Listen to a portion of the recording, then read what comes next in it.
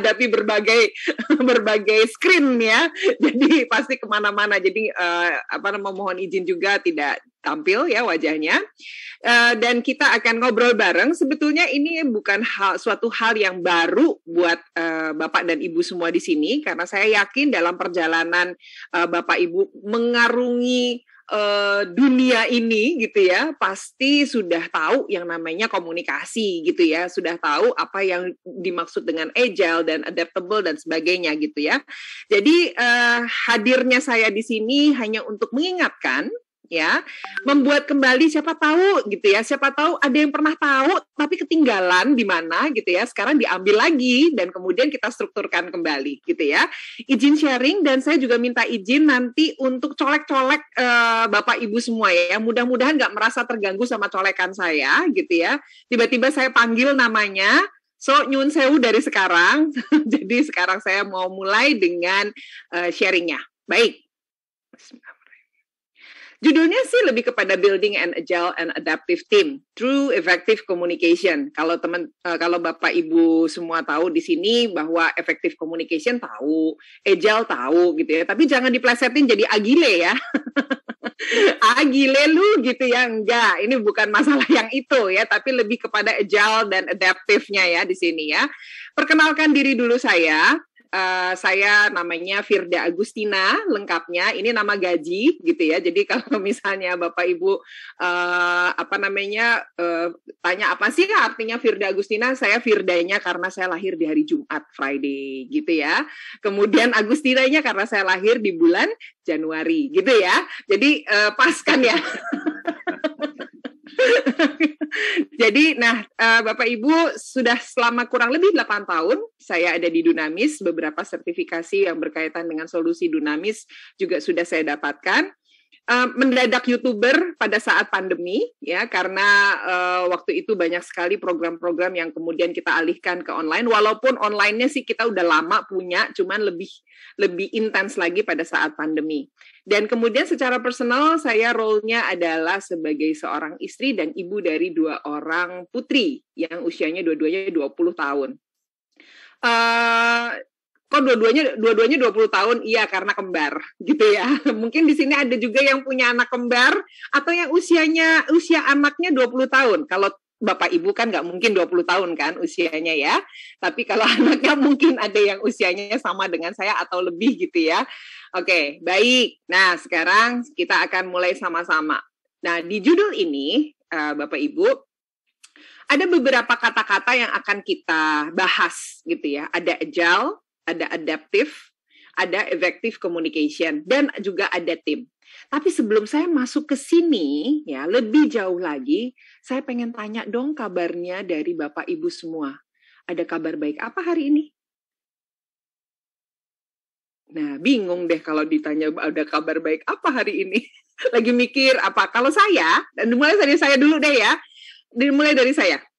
Kabar baik hari ini, saya tadi, jadi kebetulan salah satu anak saya sudah magang, ya, kantornya di Sudirman, saya kantornya di Ben Hill, terus dia bilang, Bu, aku yang nyupir ya, gitu. Deg-degan sih, gitu, karena dia juga baru belajar nyupir. Ternyata begitu masuk ke jalanan, dia udah lancar. Itu baik buat saya ya. Aduh, lega nih, satu anak udah mandiri nyupirnya ya, jadi bisa disuruh-suruh. Oh, enggak, Deng. Kalau Bapak Ibu apa kabar baiknya? Iya. Berdoa selesai, jangan kebatinan, ya. Oke, ada Pak Dudi. Pak Dudi mungkin mau share hari ini, Pak. Iya, kabar baik saya hari ini tadi sama mungkin dengan anakku Firda ya.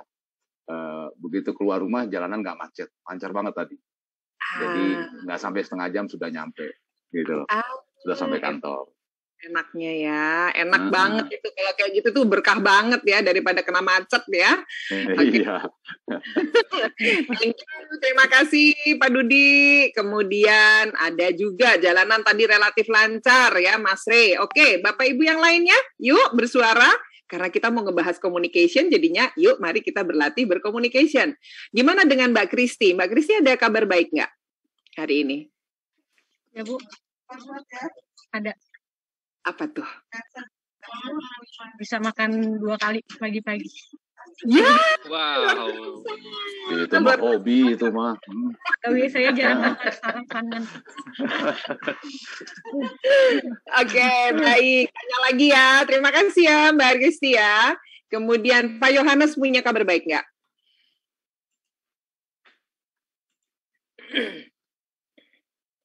Kabar baiknya ya sehat-sehat aja. Oh, ya, seneng ya dengarnya ya. Terima kasih ya Mas Pak Yohanes ya. Oke. Benar.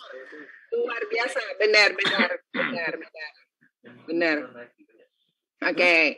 Kalau Bu Ida boleh nggak tahu Bu kabar baiknya apa Bu Ida? Mungkin sama-sama Pak Yohanes ya bangun dalam kondisi sehat kan itu udah berkat ya Bu ya. Itu kabar baiknya hari ini seperti itulah. Untuk kedepannya mudah-mudahan lebih baik lagi nanti sampai pulang dari kantor. Sip, mudah-mudahan nggak kena macet ya Bu ya. Ya betul. Sesama warga. Iya, karena kemarin kan pulang jam 6 kurang, nyampe rumah hampir jam 9 itu ampun deh. Ya, sekarang udah kayak biasanya ya Bu ya. Iya, betul. Terima kasih banyak Bu Ida. Oke, baik. Bapak Ibu yang lain mudah-mudahan semuanya juga punya kabar baik ya. Bangun pagi langsung punya kabar baik gitu ya. Nah, sekarang kalau kita ngomong tentang tujuan kita dan kita ini kalau mau diceritakan gitu ya. Kompetisinya ini kan semakin ketat dan kemudian perubahan-perubahan juga semakin cepat. Membuat semua aspek bisnis termasuk orang yang kerja di dalamnya itu harus mampu beradaptasi dengan baik. Nah, pada perubahan gitu ya, pastinya perubahannya juga sangat cepat dari yang tadinya tidak pandemi, sekarang pandemi, kemudian ada lagi regulasi-regulasi yang baru dan sebagainya gitu ya. Nah, secara umum terdapat organisasi dan karyawan yang bisa cepat menerima dan beradaptasi terhadap perubahan. Nah, tapi ada juga yang lambat dalam menerima perubahan. Nah, kondisi yang seperti ini berdampak pada organisasi sehingga terdapat organisasi yang cepat dalam melakukan perubahan dan akibatnya bagi yang lambat ya, ada individu atau organisasi itu nggak mampu untuk catch up, gitu ya, kurang agile. Nah, tugasnya organisasi dan kita para leader ya, menjalin komunikasi yang lebih efektif untuk bisa terus membangun si agile dan adaptif tadi. Nah, sekarang kalau boleh saya tanya nih, silahkan open mic, mau lewat open mic boleh, mau lewat chat box boleh. Tantangannya para leader MCF, MAF di sini di tahun 2022 itu apa? Nah, ini pasti beda-beda nih ya, beda divisi, beda hal-hal yang menjadi fokus. Yuk, silakan. Boleh open mic, boleh chat box. Apa nih tantangannya? Ayo, ditunggu responnya.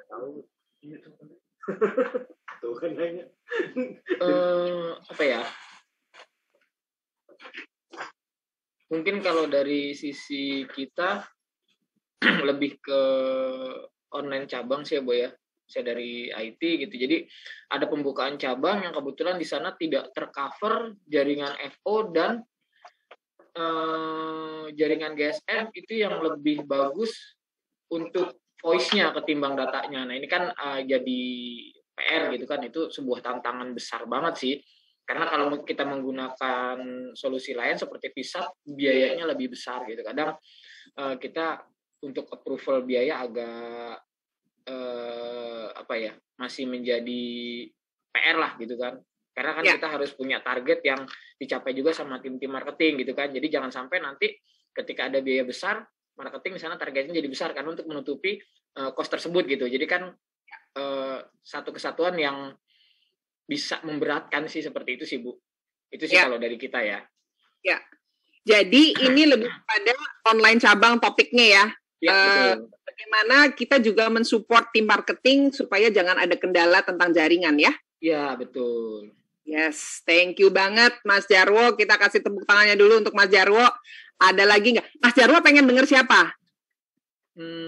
Pengen denger siapa ya? Barangkali ada yang dikangenin di sini? Oh, ada yang dikangenin. Sebentar, saya pilih dulu. Kalau kangen aja, semangat. Kira-kira saya mau dengar cerita dari siapa ya? Oh, ke Pak Dudi mungkin ya. Oh, Pak Dudi. ya, Pak Dudi ya, aja. ya. Jadi Nggak apa-apa. biar ngobrolnya kita ketemu nih, karena Ya, Pak ya, Dudi ya. kan kebetulan dari tim marketing ya Pak Dudi ya. Iya, betul. Nah, betul. biasanya kan tadi yang saya sebutkan tadi kan jadi satu runtutan yang memang harus jadi concern buat support ya. penentuan Support ya marketing. betul, Ya, penentuan betul. support kita, terus penentuan target marketing, begitu ya Pak Dudi ya. Ya, betul Pak Jarwo. Nah, biasanya sih di situ sih. Oke, Bu Firda, untuk di marketing sendiri, tantangan di 2022, terus terang di tahun 2021 ini kita saat ini masih ada, bisa dibilang ada sedikit di zona nyaman. Kenapa saya sebut begitu? Ya, karena tingkat persaingan di 2021 ini saya pikir belum terlalu tajam dibandingkan nanti 2022. Kenapa bisa seperti itu? Karena ada beberapa finance company lain yang sebenarnya secara ses mungkin minimal sama dengan kita, bahkan lebih besar, itu masih tidur di tahun 2021 karena dampak dari pandemi kemarin Bu ya, yang sekarang juga masih berjalan pandeminya. Ya. Nah itu beberapa kompetitor kita tuh sedang tidur. Nah namun saya sudah dapat informasi di lapangan bahwa mereka sudah mulai umumkan kepada mitra-mitra bisnis kami ini bahwa di tahun 2022 mereka akan kembali agresif. Nah, ini artinya tantangan tentunya akan bertambah besar nih.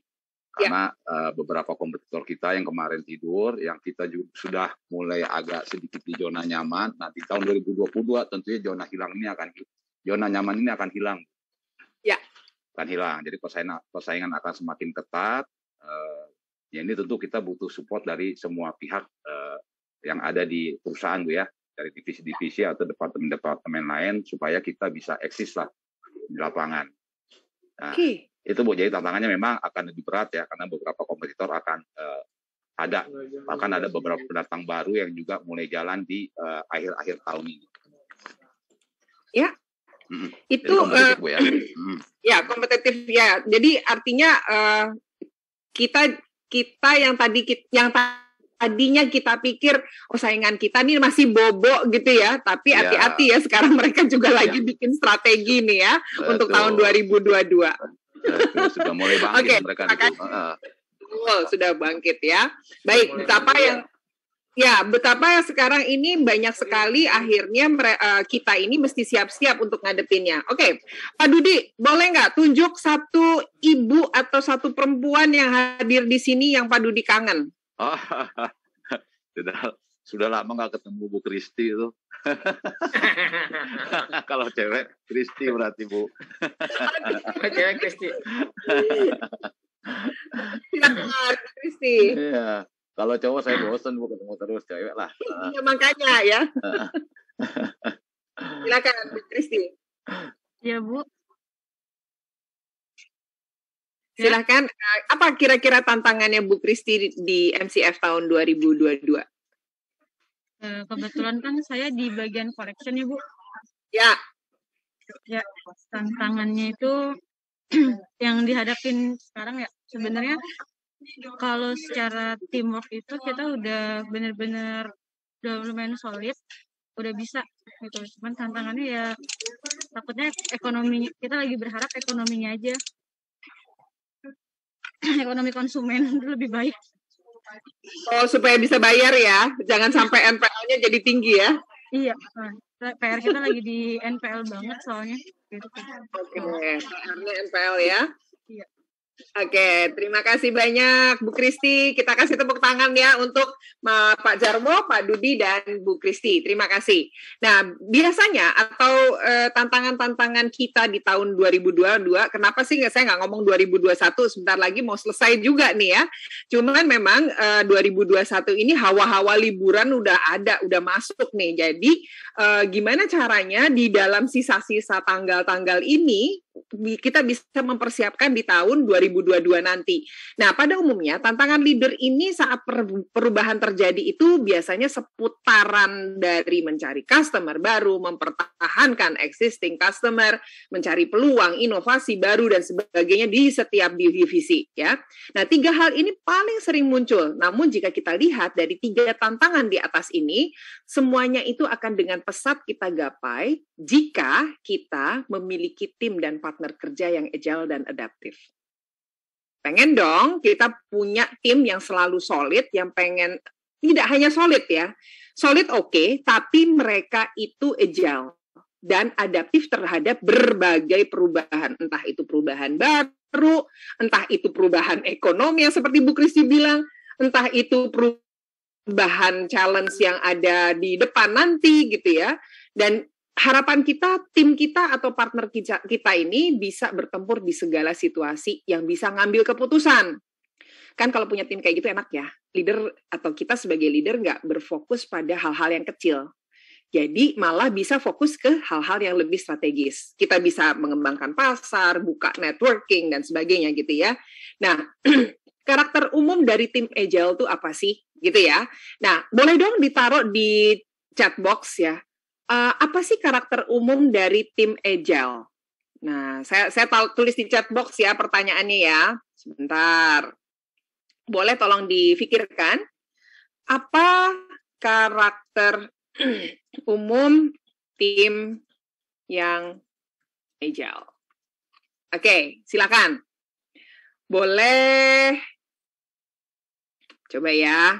Terakhir, Bu Kristi. Oke. Pak Randy, komunikatif. Responnya cepat, Mas Ray bilang. Oke, yang lainnya? Mana-mana suaranya?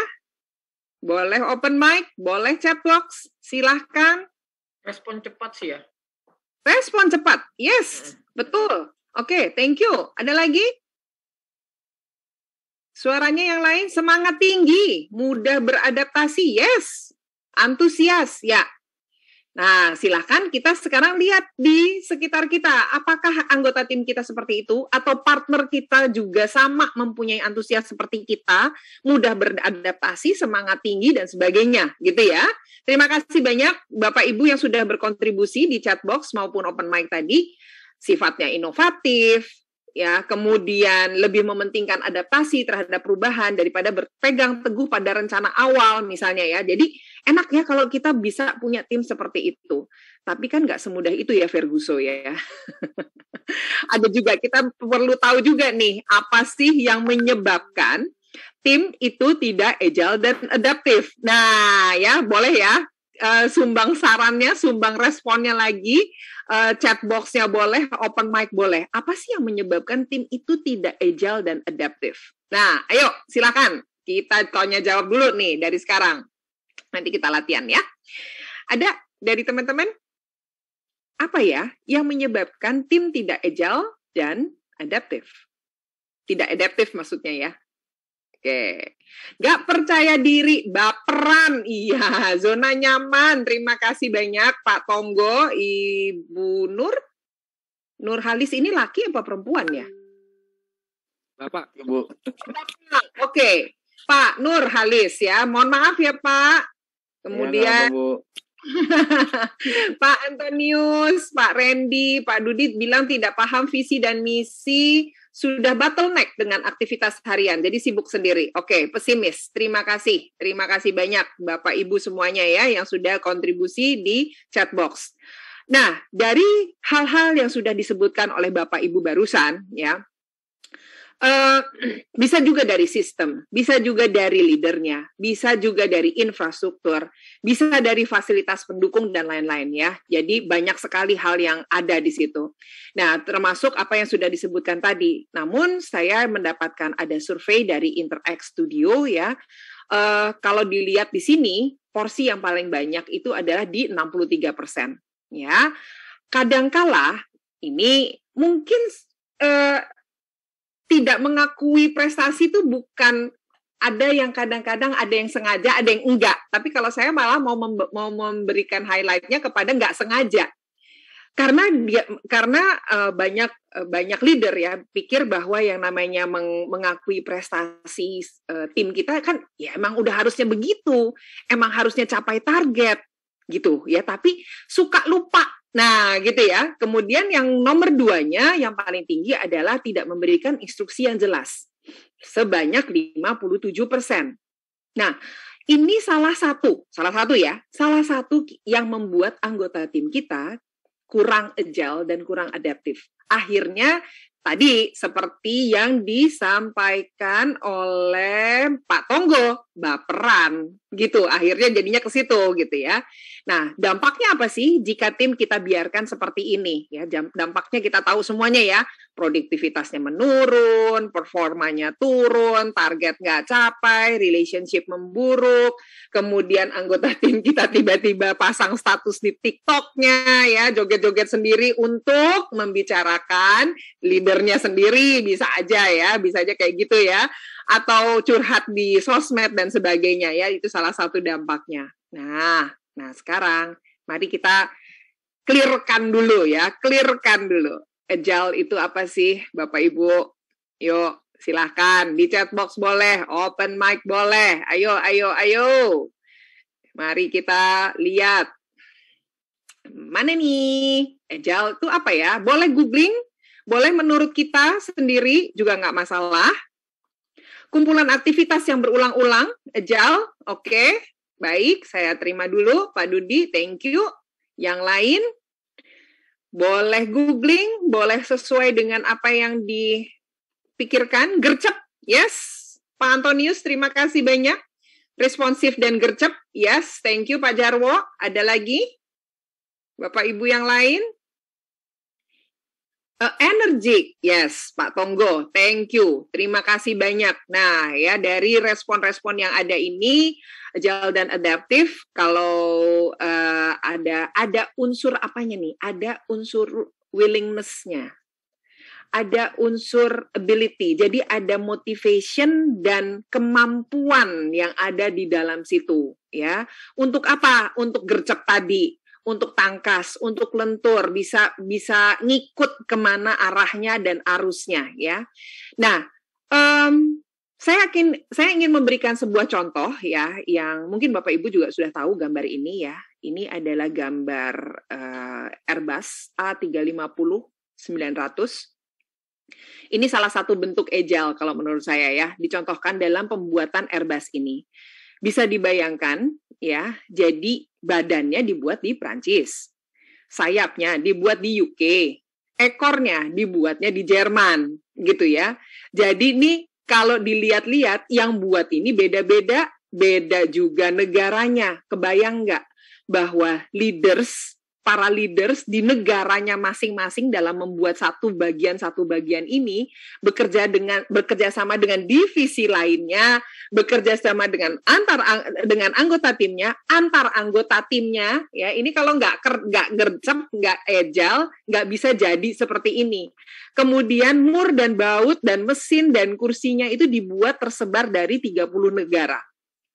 Perakitan terakhirnya di Toulouse, Prancis. Ya, nah di sini kalau kita bisa lihat sama-sama ya, sejajaran atas bawah ya, kemudian kita dengan anggota tim itu banyak sekali yang kudu agile dan adaptif dan perlu berkomunikasi dengan berbagai bahasa, dengan berbagai budaya juga ya, dan berbagai kepentingannya masing-masing. Kebayang juga di MCF dan MAF ini, saya kebayangnya pasti komunikasi ini untuk supaya agile dan adaptif itu bisa sejajar, bawah, atas, dan sebagainya. Gitu ya. Nah, ada survei satu lagi. Individu yang memiliki learning agility itu menunjukkan perilaku kerja yang seperti ini. Ada aktif, kreatif, berani mengungkapkan pendapat, optimis, tidak mudah panik, dan secara berkelanjutan mengembangkan dan memperbaiki diri. Yang mau saya highlight itu adalah, saya mau tanya nih sama Bapak Ibu, berani nggak kita mengungkapkan pendapat? Kita sudah cukup kreatif belum? Kita sudah cukup optimis belum? Apakah kita gampang terstimulus oleh hal-hal yang mengganggu kita gitu ya, atau misalnya perubahan-perubahan yang kita pikir nggak mungkin terus kemudian kita panik gitu ya? Apa nggak ya? Nah, Mas Antonius ya yang beli Indo, iya benar ya. Jadi itu semuanya pesawat itu benar-benar kerjasama dari berbagai seluruh negara. Oke, nah ini dia ciri-ciri dari learning agility. Nah, Bapak Ibu, mulai dari mana nih? Ya, dari mana nih langkah kita untuk memulai kita sebagai leader mengajak anggota tim atau teman kerja, rekan sejawat kita yang selevel pun ya, atau dengan atas gitu ya. Yuk, mari saya mau ngajak Bapak Ibu di sini semuanya untuk memulainya dari paradigma. Oke, paradigma. Saya rasa Bapak Ibu udah tahu ya, paradigma artinya gitu ya. Kalau saya mau jabarkan di sini sih lebih kepada pola pikir lah, bisa kita sebut mindset, cara pandang dan sebagainya. Ya, paradigma kita pasti ketemunya di mana-mana nih ya. Mau di kantor, mau kapanpun itu ketemunya di sini ya. Nah, paradigma ini sangat-sangat menentukan masa depan. Kalau kita lihat cycle-nya, ya, cycle-nya itu adalah apa yang kita pikirkan, apa yang menjadi sudut pandang kita, itu kita wujudkan dalam perilaku kita, dan itu akan ngaruh atau ngefek banget ke yang namanya hasil. Nah, sekarang saya mau iseng-iseng nanya ya, iseng-iseng nanya. Boleh lihat di chat box ya, apa paradigma kita terhadap MCF, MAF. Oke, paradigma kita terhadap MCF, MAF, apakah? Yuk, silahkan taruh di chat box boleh, open mic boleh. Oke, kita tunggu. Kita tunggu ketikan-ketikannya Bapak Ibu semuanya di sini. Oke. Tapi kayaknya asiknya kalau saya dengar suara juga deh. Boleh nggak saya dengar suaranya Ibu Marlina? Ya, Bu. Oke, Bu, paradigma Ibu tentang MCF, MAF apa sih, Bu? Karena baru join ya, Bu, paradigma menurut saya sih perusahaan pembiayaan besar sih, termasuk perusahaan pembiayaan besar dengan visi misi yang cukup baik, Bu. Oke, kalau Bu Marlina punya paradigma seperti itu, kira-kira perilaku Ibu di peran Ibu sekarang akan apa? Apa yang Ibu kira-kira mau lakukan? Ya, ikut membantu visi misi perusahaan untuk tercapai sih, Bu. Oke, dengan menggolkan target-target Ibu ya. Oke, hasilnya buat Ibu sendiri apa? Yang Ibu bayangin? Ya, kepuasan tersendiri sih, Bu, bisa memberikan perubahan yang lebih baik. Oke, hasil untuk MCF, MAF apa? Bisa memberikan perubahan yang terbaik sih buat perusahaan ke depannya. Oke, thank you. Terima kasih ya Bu Marlina ya. Terima kasih banyak. Oke, Pak Dudi, thank you. Perusahaan Fincoy ya, yang sedang ingin bertumbuh besar ya, dan kemudian potensial menurut Pak Antonius. Jadi satu lagi ya, saya mau dengar suaranya Pak Satya Jati, boleh Pak Satya Jati? Ya, halo Bu Firda. Ya, Pak, sudah berapa lama di MCF ini? 6 bulan sih Bu, masih baru juga Bu Firda. Baru banget ya. Iya, 6 bulan. Ya, ibaratnya bayi ini baru titah-titah kali ya, baru mau titah ya. Tapi sayangnya Bapak bukan bayi lagi ya. Jadi nggak ada di titah itu ya. Menurut Bapak, paradigma Bapak sudah 6 bulan ini terhadap MCF itu berbeda nggak dengan sebelum masuk MCF? Oh, masih sama sih Bu. Jadi memang kalau di MCF ini menurut saya paradigmanya adalah perusahaan besar sih Bu. Ini kan anak perusahaan dari City Corp ya Bu ya. Dan ini besar tapi bisa lebih besar lagi gitu. Jadi ada potensial untuk bisa mengembangkan perusahaan ini bisa lebih besar gitu sih Bu. Jadi emang ada potensial untuk di MCF ini menurut saya. Udah besar tapi bisa lebih besar lagi. Seperti itu. Oke. Kalau menurut Pak Satya itu bisa lebih besar lagi, kira-kira perilaku apa yang Bapak akan tentukan atau akan lakukan di tahun 2022? Oke, kalau dari saya untuk perusahaan ini adalah karena kebetulan saya di marketing ya Bu ya. Dan memang perusahaan ini butuh asupan makanan, suplai dari marketingnya juga cukup besar. Artinya pertama adalah kita mau mencapai target dulu dari diri kita Bu. Dari kita sama tim kita harus capai target yang diinginkan perusahaan. Sehingga visi dalam perusahaan itu bisa tercapai. Oke. Hasilnya buat Bapak dan tim Bapak apa kira-kira? Hasilnya pertama kepuasan ya, tadi kepuasan sudah jelas, pasti puas ya, kita bisa mencapai target yang diinginkan perusahaan. Kemudian kalau dari sisi benefit kan, kalau di marketing ada insentif segala macam, kita juga mendapatkan tambah makmur ya, makmur diri sama makmur perusahaan ya. Betul ya. Oke, terima kasih. Kita kasih tepuk dulu untuk Pak Satya. Terima kasih banyak ya. Jadi Bapak Ibu senang sekali udah ngobrol ya. Dari paradigma ini seperti yang disampaikan juga di chatbox oleh Pak Dudi, Pak Antonio sama Pak Jarwo ya, perusahaan leasing yang berusaha menjadi besar. Nah, patut kita pikirkan, kira-kira kalau kita sudah punya paradigma seperti itu, lalu perilaku apa yang mau kita tentukan di tahun 2022 atau yang sekarang? Kenapa? Karena apa yang kita lakukan ini pasti nyenggol yang namanya hasil. Walaupun kita selalu tahu ada quotes yang namanya do the best, but God do the rest. Let God do the rest, gitu ya. Nah, tapi kita kan pakai yang pertamanya dulu, do the best-nya itu dulu ya. Nah, sekarang kalau kita lihat di sini, saya punya contoh paradigma leader ya. Paradigma leader yang tidak efektif. Jadi paradigma itu selalu ada dua, yang tidak efektif dan yang efektif. Apa sih yang dimaksud dengan efektif? Kalau efektif kan kita mencapai hasil yang terus-menerus gitu ya. Nah, Bapak Ibu, di paradigma leader yang tidak efektif, biasanya dengan anggota tim punya paradigma begini.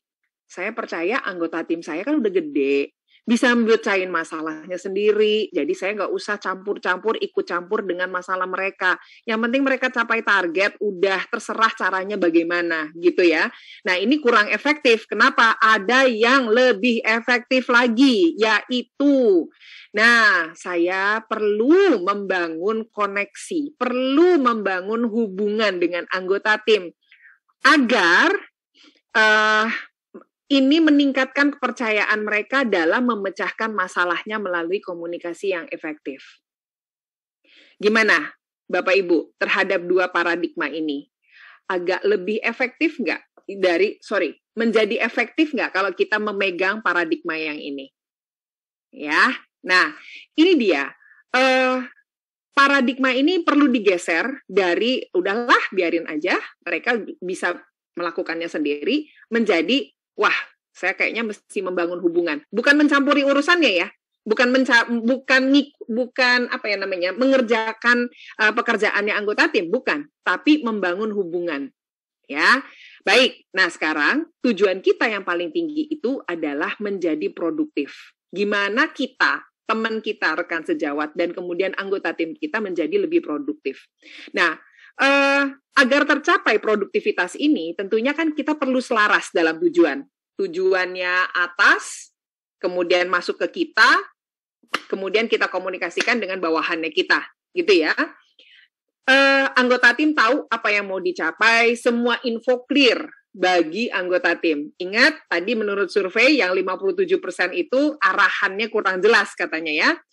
Dan begitu juga bisa selaras kalau ada rasa percaya satu sama lain antar anggota timnya. Anggota tim dengan leader, kita dengan sesama rekan kerja kita, ya caranya gimana nih supaya saling percaya.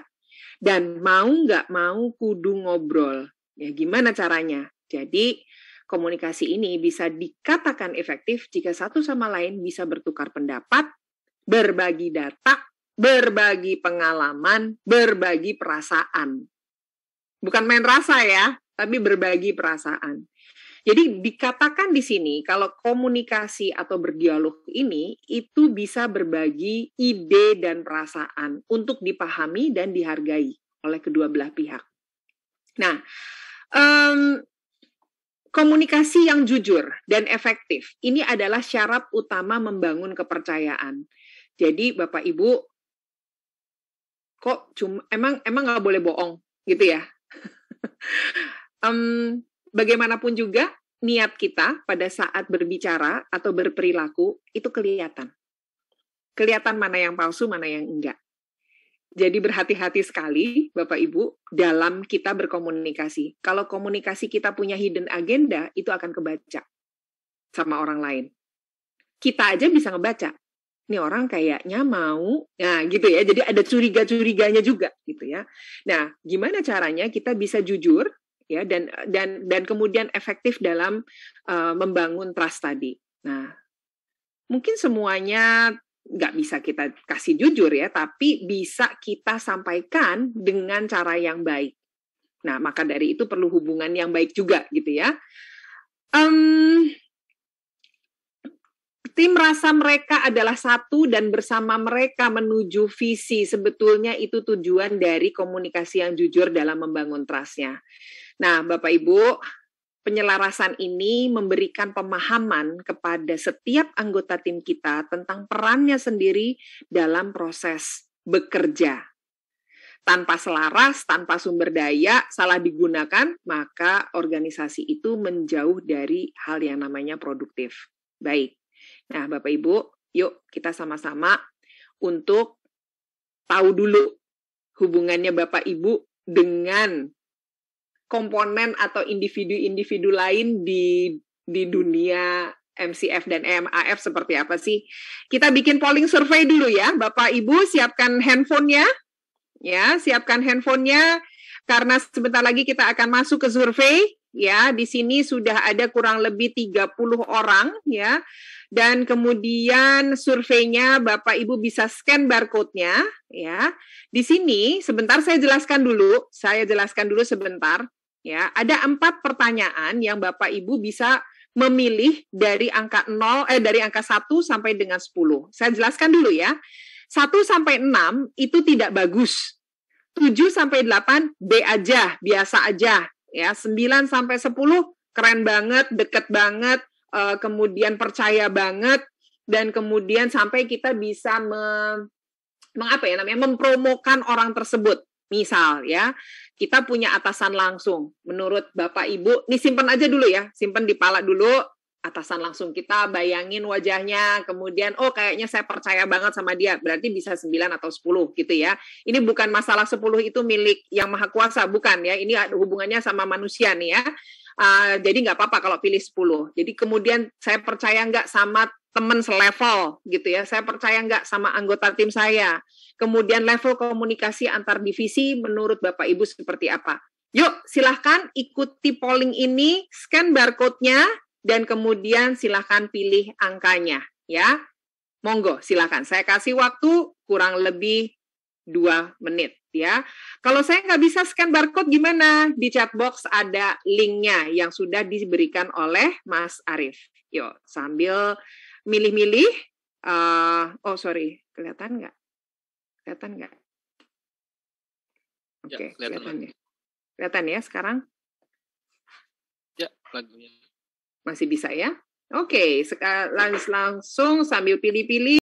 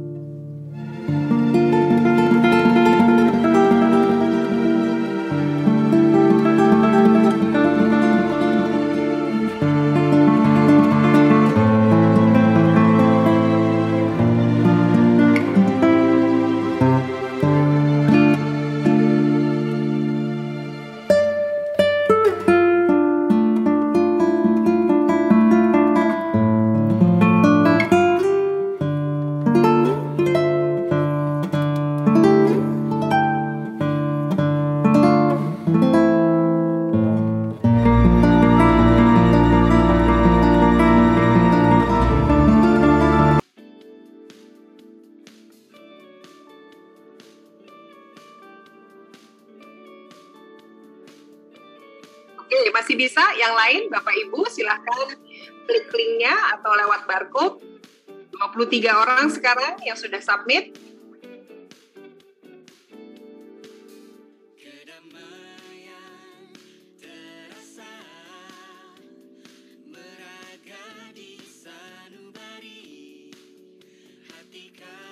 Oke, 23. Saya tunggu sampai 25, kurang lebih. Silahkan.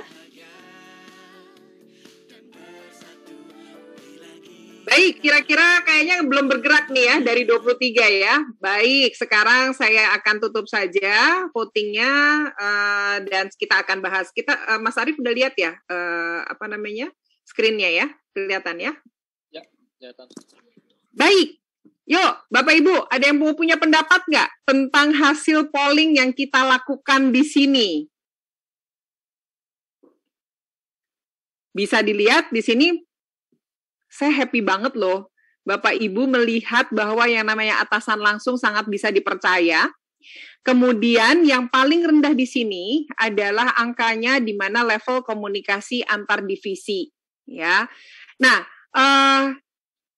bukan hasil ini saya bilang bukan jelek ya, ini sudah cukup baik, hanya perlu kita tingkatkan lagi, kan challenge-nya banyak lagi ya, banyak challenge dan sebagainya, jadi sampai sekarang saya belum melihat ada angka 9 di sini gitu ya, jadi kalau misalnya ada angka 9 atau 8,5 gitu ya, 8,7 gitu ya, udah itu yang namanya keren banget ya. Jadi Bapak Ibu, yuk kita tambahkan lagi kemampuan kita, dan kemudian cara kita berkomunikasi bisa dengan anggota tim atau rekan kerja kita. Maka dari itu sekarang saya akan kembali sharing di screen saya. Sebentar ya. Saya pindah dulu sebentar. Ya, kelihatan ya. Yuk. Kami juga berpartner selain dengan Franklin Covey, kami juga berpartner dengan yang namanya Vital Smarts atau Crucial Learning ya, di mana melalui survei mereka banyak sekali employees ini takut terhadap apa yang namanya difficult conversation, takut menghadapi konflik, takut menghadapi sesuatu yang nanti kalau misalnya saya ngomong nanti ada masalah gede, nanti kalau misalnya saya ngomong nanti jadi berantem gitu ya. Nah, khawatirnya di situ, kekhawatiran yang besar. Ada 70%, ada 25%. Kalau yang 70% itu menghindari yang namanya conversation atau percakapan yang sulit ya, sama atasannya, sama rekan kerjanya, sama banyak hal ya, sama anggota timnya juga.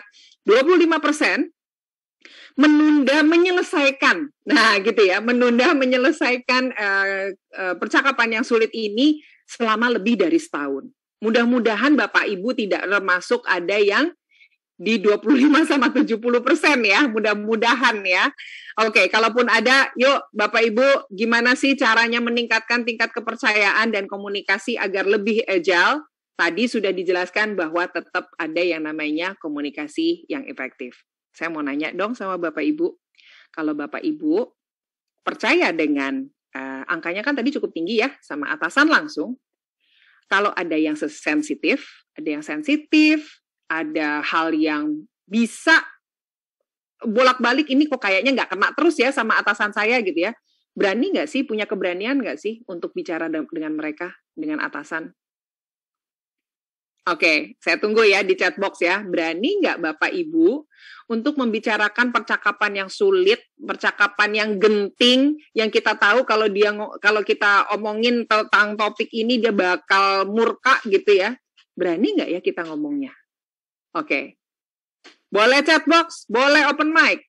Bapak Ibu, silakan. Oke, kita tunggu ya. Berani apa enggak? Nah, gaspol. Karena ada angin surga dan ada angin neraka. Jadi memang harus perlu itu dua. Angin surga sama angin neraka. Oke, baik, terima kasih banyak ya Pak Jarwo ya. Pak Dudi lihat sikon. Oke, sikonnya seperti apa nih Pak Dudi? Ya, kalau atasan kita saling mukanya lagi cemberut, kalau ngomongin yang sensitif ya nanti tunda dulu lah. Tunggu dia enak dulu, kelihatan udah mulai komunikasinya enak, baru kita masuk dulu. Oke, baik ya, terima kasih banyak. Kalau Bapak Ibu yang lain gimana? Berani apa enggak? Oke, sekarang lebih berani dengan atasan atau lebih berani sama anggota tim? Anggota tim perlu dilihat-lihat sikonnya dulu juga enggak? Tapi kalau pengen lihat informasi yang lebih valid ya, lebih baik lihat sikon juga. Gitu loh. Barangkali pada saat dia menyampaikan suatu pendapat lagi banyak pikiran kan, lagi ada masalah kan bisa beda ya. Nggak jernih lah gitu loh, nggak clear jadinya. Iya, jadi tetap ya. Tapi kalau misalnya kita agendanya, jangan-jangan nanti kalau dia bohong gimana gitu ya, mendingan udah deh biarin aja dia cool dulu deh ya, gitu ya Pak Dudi ya. Iya. Cuaca juga perlu ya Pak ya. Iya. Cuaca juga perlu. Ya, prediksi cuaca juga kita harus perhatikan. Nanti ngomongnya enggak gitu kan takutnya kan. Ya, Jadi malah disesuaikan aja ya Pak Dudi ya. Nah, itu aja udah. Gaspol jalan terus ya Pak ya. Kalau Pokoknya gaspol harus disesuaikan. tetap itu tetap kalau gaspol. Ya, kondisi gimana pun harus gaspol. Iya, Pokoknya betul. gaspol. Ya. Nah, Pak Antonius juga bilang nih, kalau sifatnya perlu membutuhkan atasan sebagai decision maker, berani untuk maju. Oke, ya. Nah, tapi kalau misalnya kita tahu misalnya atasan membuat suatu keputusan yang kita tahu itu salah, tapi dia ngototnya luar biasa. Nah, gimana tuh ya? Jadi berani apa enggak? Nah, di sini Bapak Ibu, Pak Tonggo menambahkan, berani khususnya jika menyangkut kepentingan banyak tim. Thank you. Ini yang dimaksud salah satunya gaspol tadi ya Pak Tonggo ya. Thank you banget. Nah, kita selalu dihadapkan kepada dua hal ini dan kita selalu punya dilema di dua hal ini ya. Satunya belum muncul ya. Yang pertama dulu lebih kepada keberanian. Bersedia nggak sih? Mampu nggak sih kita untuk menyampaikan pikiran dan perasaan kita dengan cara yang sopan? Mungkin bersedia iya, tapi mampunya gimana? Kalimat-kalimat yang sopan itu seperti apa? Banyak orang masih memilih, gue berani sih ngomong, tapi nggak tahu mau ngomongnya mulai dari mana. Nah, gitu ya. Jadi kadang-kadang masih dilemanya orang seperti itu. Lalu ada satu hal lagi yang perlu kita sampaikan di sini, yang perlu kita timbang juga, perlu ada di dalam diri kita. Ada yang namanya timbang rasa. Nah, timbang rasa ini adalah kita bersedia dan mampu memahami dan mendengarkan pikiran. Kadang kita hanya mau didengarkan, tapi belum bersedia, belum mampu, belum punya skill banyak untuk mendengarkan. Mendengarkan tuh juga cuman kontennya loh yang didengerin. Yang didengerin tuh nggak cuman isi dari pembicaraan, tapi rasa yang ada di kedua belah pihak ini perlu kita pahami juga. Nah, keberanian dan timbang rasa ini, kalau kita berani bicara, gue berani ngadepinnya, saya berani bicaranya, terserahlah dia mau ngomong apa, nggak perlulah pendapat dia. Jadinya win-lose, win-win, lose-lose, atau lose-win. Berani aja. Apa jadinya? Berantakan pastinya. Yes, thank you. Berantakan. Jadinya kita menang, orang lain kudu lose, kudu kalah. Gitu ya. Atau kebanyakan timbang rasa juga nggak bagus.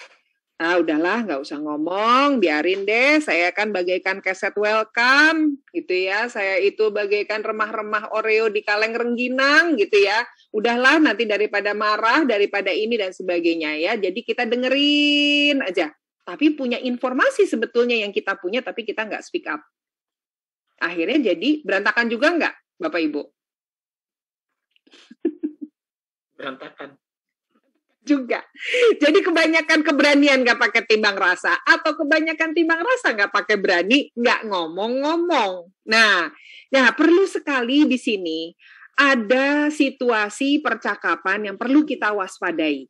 Apa nih situasi percakapan yang perlu diwaspadai? Ada tiga ingredients, ada 3 hal yang perlu kita waspadai ya. Kalau sudah masuk ke percakapan yang ada beda pendapat, kemudian beda pendapat kan biasa aja ya. Beda pendapat kan adalah sesuatu hal yang wajar gitu ya. Tapi beda pendapatnya ini diikuti oleh yang namanya emosi yang tinggi.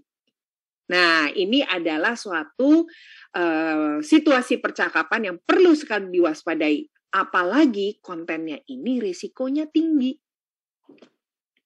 Risiko tinggi itu banyak sekali orang berpikir bahwa risiko tinggi itu berkaitan dengan uang, berkaitan dengan target, berkaitan dengan deadline.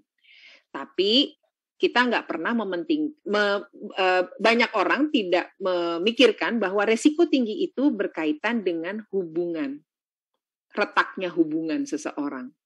Ya, nah 3 hal ini selalu ada di baik personal maupun profesional, ya. Beda pendapat, kurang SDM, biasanya ada di divisi mana nih? Kurang SDM.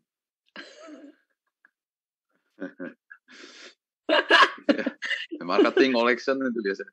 Iya banyak ya. Kurang SDM. Banyak operation juga apa? Admin ya. Ya, adminnya. Biasanya minta SDM kemana Pak Dudi? HRD.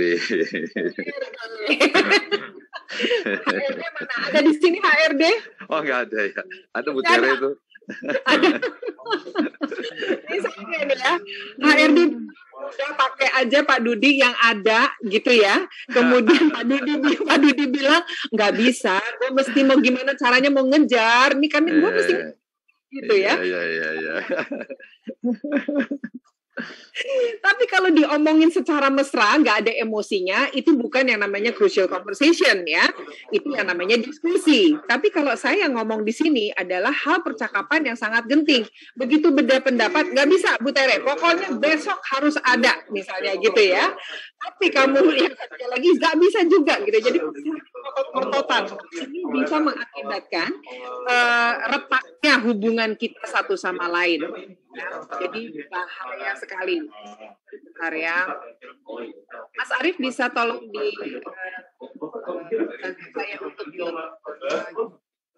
sorry. Nah, baik. Nah, sekarang saya akan hadirkan satu buah video, Bapak Ibu. Ya, tolong simak baik-baik. Yang sedang mengerjakan, yang sedang double agent, ya, yang sedang ngobrol, stop dulu, lihat dulu screen-nya. Kita akan lihat satu buah video, ya. Video ini akan bercerita. Jadi ini adalah namanya Bruce. Yang perempuan namanya Michelle. Bruce ini adalah bos atau leader dari Michelle. Oke, ya. Saya mau minta tolong sama Bapak Ibu. Nanti setelah video, apa sih perbedaan pendapat mereka berdua?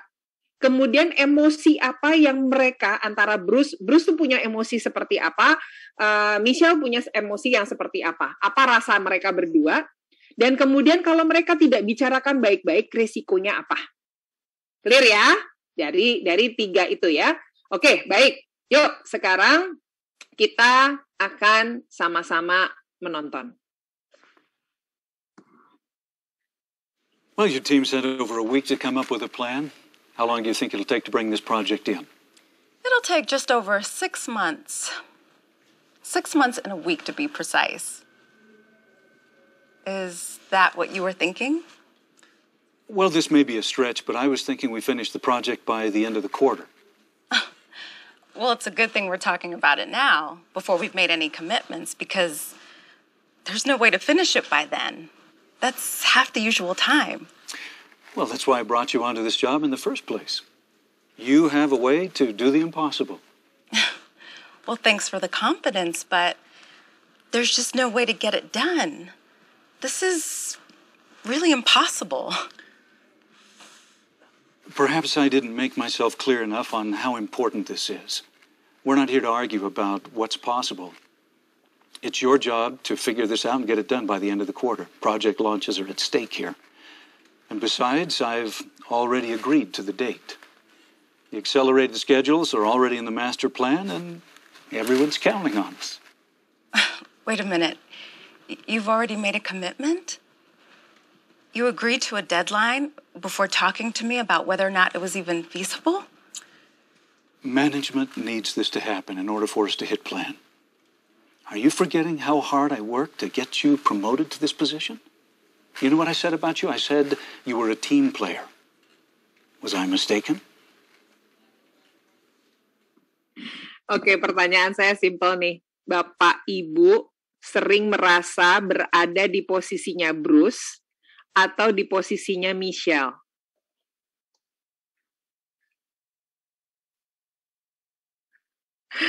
Oke, Bapak Ibu seringnya berada di posisinya Bruce atau di posisinya Michelle?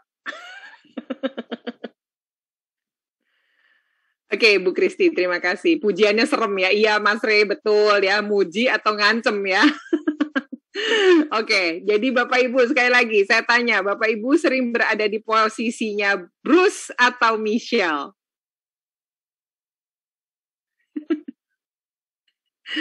Waduh, masih bingung nih kali ya. Oke, posisi ya, lebih kepada posisi ya. Posisi merasa tertekan seperti Michelle gitu ya, atau posisi yang sering mengancam seperti Bruce gitu ya.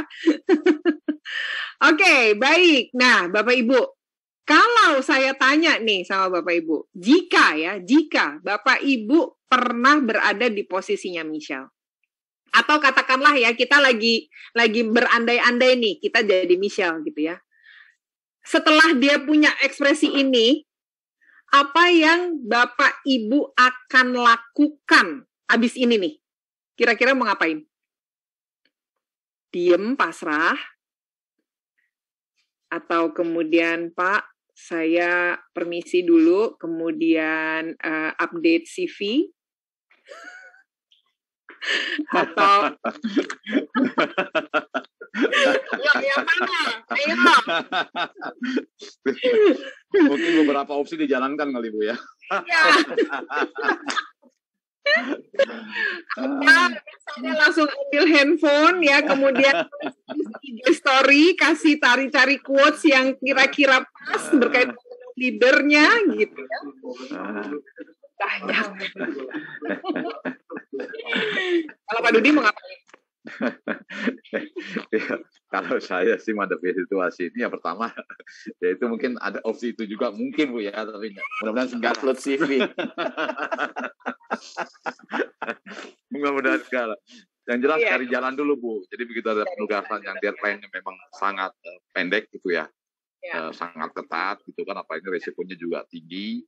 Artinya kalau ada deadline ini sampai proyeknya gagal juga kan akan bermasalah buat semua. Ya saya coba dulu dengan semaksimal mungkin cari jalan nih. Apakah timnya juga saya siapkan dengan segala mungkin, jaringan-jaringan pendukung ya, itu ya secara koordinasi pada ya hari itu juga harus dikoordinasikan. Idealnya ya, gitu ya Pak. Ya, coba kita maksimalkan dulu lah. Ya. Jadi salah satu indikator orang yang bisa agile dan adaptif itu nggak mudah terpancing emosi sih sebetulnya ya Pak Dudi ya. Iya Bu. Ya, thank you. Terima kasih banyak ya. Jangan ikutin kata-kata saya tadi ya, update CV ya. Tar dulu. Itu mungkin paralel Bu ya. Ya. Pak Antonius bilang, oke, take tugasnya, tapi minta support sesuai dengan kemampuan Michelle. Great, terima kasih Pak Antonius ya. Jadi pada saat kita punya stimulus conversation yang seperti itu, Bapak dan Ibu, kecenderungan kita untuk beralih punya sikap diam sama punya sikap keras itu besar sekali godaannya. Ya udah, iya aja. Tapi iyanya bukan mencari jalan keluar ya. Iyanya tuh lebih kepada pasrah tadi gitu. Sampaikan sesuatu? Mungkin seperti tadi Pak Dudi ya, kita akan coba berusaha gitu kan, terlepas dari ujian atau apapun itu gitu kan. Tapi kita kan tadi proyeknya ini kan masih kalau menurut saya ambigu ya Bu ya. Karena kan kita nggak tahu nih, apakah dia berhubungan dengan infrastruktur pembangunan tiang pancang jalan, ataukah berhubungan target marketing. Nah, itu kan masih ambigu nih. Nah, ketika sesuatu yang memang bisa dibicarakan, kita bicarakan. Tapi ketika kayak untuk konstruksi jalan, ini nggak mungkin loh Pak, memang harus 6 bulan baru kering gitu pondasinya. Saya mau cepetin juga nggak mungkin, karena kita bukan Tuhan yang bekerja, kan begitu. Nah, jadi kita kasih informasi ke atasan kita sesuai kenyataan gitu. Jika memang ada teknologi yang bisa mempercepat pengeringan pondasi jalan ini, ya monggo kita jalankan gitu. Tapi jika memang tidak mungkin ya kita informasikan aja gitu. Terlepas dari nanti hasil akhirnya akan seperti apa. Mungkin seperti itu kalau dari saya. Artinya Pak Jarwo, dari apa yang Pak Jarwo sampaikan, ada willingness, ada kemauan kita untuk mengajak diskusi atau berbicara kita lebih jauh. Ya betul, jadi kita berbicara efek dari kita pangkas waktu ini seperti apa gitu. Jadi apakah mau dijalankan, karena terlepas dari komitmen sudah diambil atau belum gitu kan. Jadi kita berbicara sebab akibat setelah kita mangkas waktu, itu aja sih Bu. Ya, dengan memberikan data, dengan memberikan itu dia yang akhirnya masuk ke dialog. Tapi tapi banyak sekali orang yang ke-trigger dalam dirinya, udahlah lo jual gue beli gitu misalnya ya. Jadinya lo apa nih sama gue, ya udah gue marah balik misalnya gitu. Pak Antonius mau sampaikan sesuatu? Kalau saya lihatnya di dua sisi ya Bu ya. Artinya itu kan dari Bruce kan ngasih challenge ke Michelle gitu kan dengan tengah waktu yang manajemen minta 3 bulan gitu ya. Sedangkan in normal way gitu kan in 6 months baru done gitu. Ya mungkin harusnya ada conversation lanjutan ketika kita sepakat akan 3 bulan, tapi ini yang saya butuhkan dari seorang sisi Michelle. Nah itu akan dikembalikan lagi.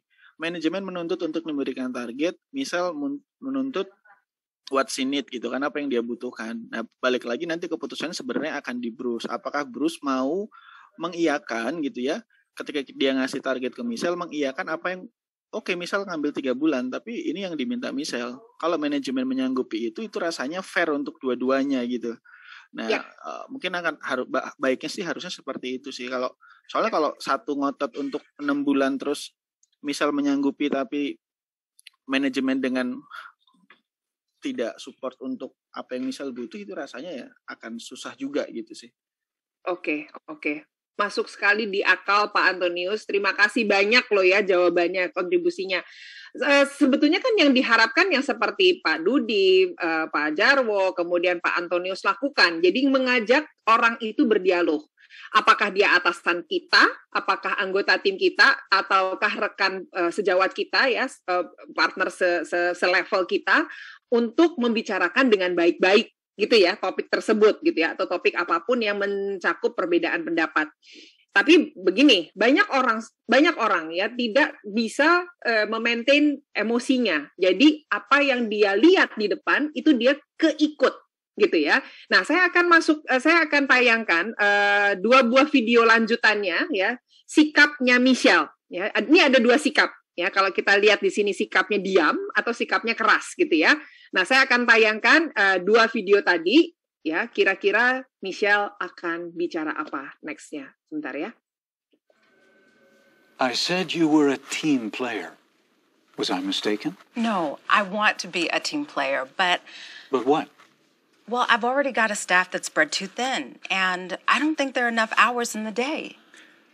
Are you saying that you're not committed to the company's success? Well, I guess we'll do whatever it takes. I knew I could count on you. One more thing. I took Williams off your team to put him on another job. You'll have to do your best to get by without him. Jadi ini kira-kira sikapnya diam atau keras? Dia bilangnya gini ya, apapun yang Bapak minta ya wes lah, yuk mari gitu. Tapi ternyata diam itu punya resiko juga. Ya, jadi dipikirnya oke nih nggak apa-apa nih Michelle, jadi nggak apa-apa dong ya kalau saya ambil lagi salah satu anggota timnya. Nah ini teman-teman, Bapak Ibu dan Ibu semuanya, diam itu bukan berarti solve the problem. Ya, diam itu bisa jadi kayak Michelle tadi ya, akhirnya kena tambahan lagi gitu ya, tambahan derita lainnya. Tapi kalau kita lihat sekarang dengan sikapnya Michelle yang berbeda ya, mari kita lihat videonya. I said you were a team player. Was I mistaken? No, I want to be a team player, but... But what? You know what?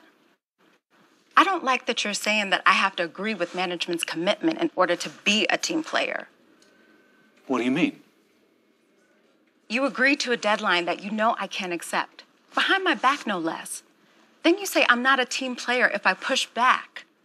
That's totally unfair and it feels manipulative to me. So are you saying we can't count on you? No, you can count on me, but not to give in to ridiculous demands so we end up making promises that we can't keep. Maybe others around here will pretend to accept impossible deadlines and then make excuses about why they can't make them. But that's not how I work.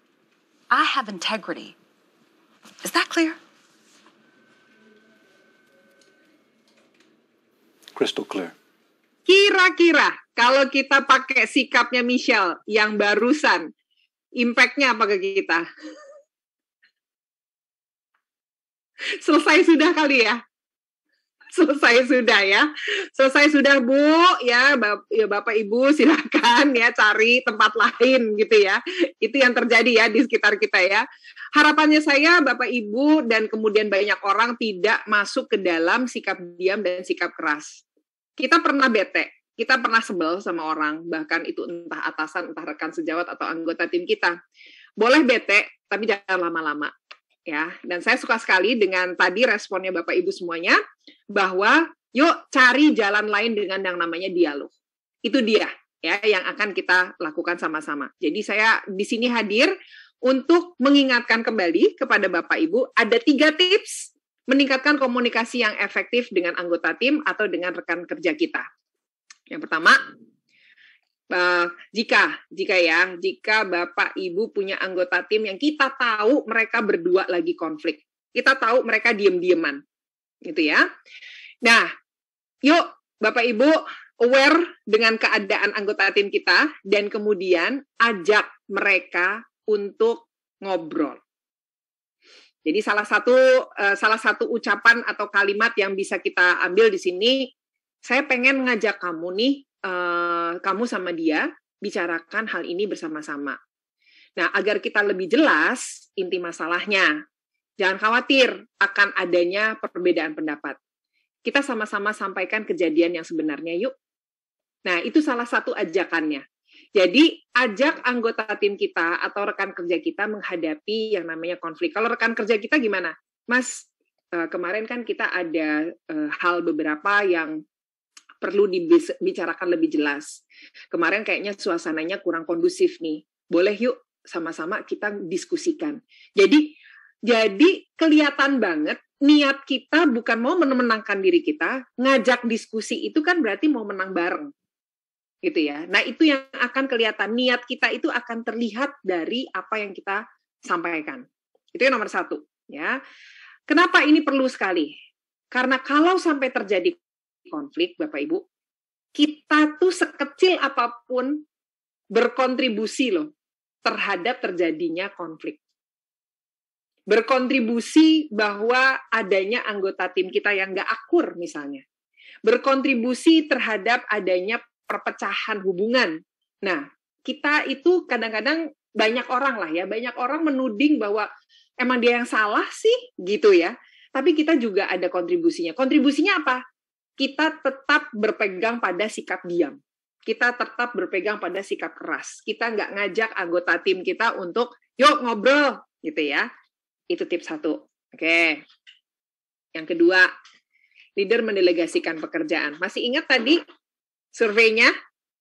57% katanya leader nggak clear memberikan instruksi. Bagaimana kita mendelegasikan pekerjaan. Nah, kalau Bapak mau mengerjakan, Bapak dan Ibu mau memberikan tugas kepada anggota tim, gimana sih caranya? Biasanya, saya boleh nggak dengar suaranya Pak Randy Setiawan. Pak, kalau mau mendelegasikan tugas ke anggota tim, bahasanya gimana Pak biasanya?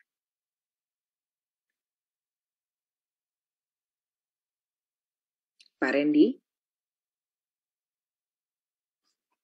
Oke, mungkin nggak dengar kali ya Pak Randy ya. Pak Randy Setiawan?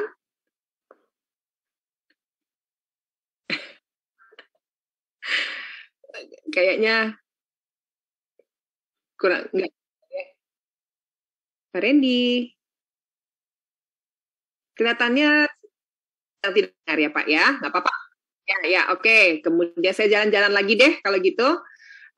Pak Yan Gunawan, apakah monitor?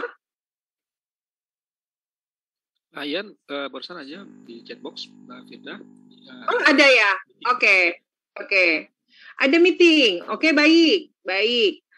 Ibu Yevika Listiani, ada? Ada. Hai Ibu. Halo Ibu. Bu, kalau mau mendelegasikan ke anggota tim, biasanya bahasa Ibu gimana? Boleh tahu nggak? Biasanya sih saya kasih tahu dulu apa yang saya mau minta mereka lakukan, tujuannya itu apa, lalu kira-kira step-stepnya itu apa. Tapi saya nggak suka kalau kasih tahu secara detail, karena saya pengennya mereka bisa berpikir sendiri. Gitu. Aduh, keren banget. Terima kasih. Terima kasih, Bu. Terima kasih ya Bu Yevika ya. Jadi pas banget. Yang disampaikan Bu Yevika itu udah emang bener banget. Jadi setiap kali kita mau mendelegasi seseorang, kita kasih tahu dulu mengapanya. Banyak orang, banyak leader memberikan tugas atau delegasi kepada anggota timnya tuh gini, ini kerjain ya, jadinya nanti sore jam 4. Terus buat apa? Orang yang diberikan tugas itu perlu tahu bahwa reason-nya dia mau mengerjakan itu untuk apa. Seperti Bapak Ibu yang bagi yang sudah punya putra-putri gitu ya, mau memberikan tugas kepada anak kita, bersihin tempat tidur ya. Kenapa mesti bersihin tempat tidur? Kenapa mesti beresin kamar? Kenapa mesti taruh piring di dapur? Why-nya apa? Nah, banyak yang suka lupa atau terlewat untuk menyampaikan reason tugas itu diberikan. Kenapa sih harus banget dikasih reason-nya gitu ya? Kenapa? Karena kalau orang nggak tahu why-nya, mereka itu nggak engage terhadap apa yang dia lakukan.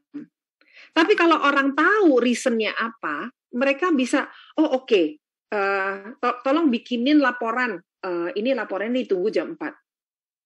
Soalnya ini akan dipresent oleh direktur kita. Nah, beda ya. Kalau misalnya orang bikinin ya jam 4, soalnya mau dipresentasi, ya udah dia bikin aja. Disangkainnya kan presentasi buat orang lain. Tapi kalau dia disampaikan bahwa ini akan dipresent ke direktur, yang direktur ini akan present ke negara mana, dia akan jauh lebih bagus bikinnya. Gitu ya. Jadi punya tanggung jawabnya itu jauh lebih besar gitu. Nah, kemudian apa ini yang seperti Bu Yevika tadi bilang, hal-hal yang harus diselesaikan apa? Misalnya ingredients apa di dalam di dalam presentasi yang harus dia buat tadi. Ada fakta ini, ada survei ini, ada laporan ini. Itu apa saja. Lalu bagaimana? Nah, kita sebagai leader ya perlu memberikan cara. Walaupun saya setuju juga dengan Bu Yevika tadi, tidak terlalu detail, tapi kita beritahukan apa saja. Dari mana dia harus mendapatkan surveinya, dari mana dia harus mendapatkan ingredients lain pada saat dia melakukan tugasnya dari Bapak Ibu. Ya, jadi yuk sama-sama kita biasakan untuk memberi tugas dengan 3 hal ini. Why, what, how. Ya, mengapa, apa, bagaimana. Yang berikutnya lagi, yang nomor 3 adalah leader memberikan umpan balik. Nah, umpan balik kan selalu ada 2 ya, umpan balik penguat, umpan balik pengarah. Oke, saya tanya-tanya lagi ya, saya senggol-senggol lagi Bapak Ibu. Pak Alex Gunawan monitor nggak? Pak Alex Gunawan monitor? Oke. Bapak Antonius Gorga? Ada? Belum ada. Pak Bovi Arvino ada?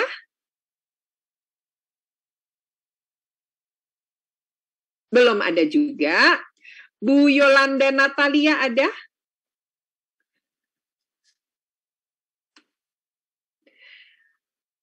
Oke, Ibu Sylvie Adriana ada?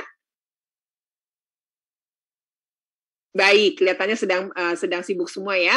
Oke, Bapak Ibu yang mau bicara ada?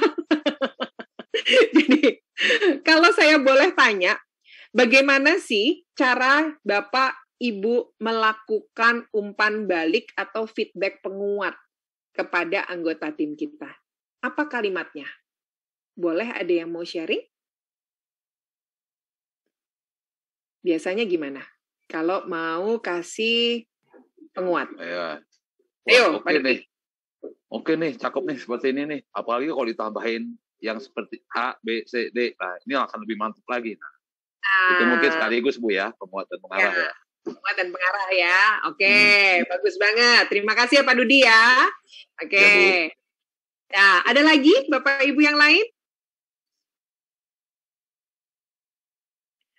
Gimana sih kalimat-kalimat kita untuk memberikan feedback penguat?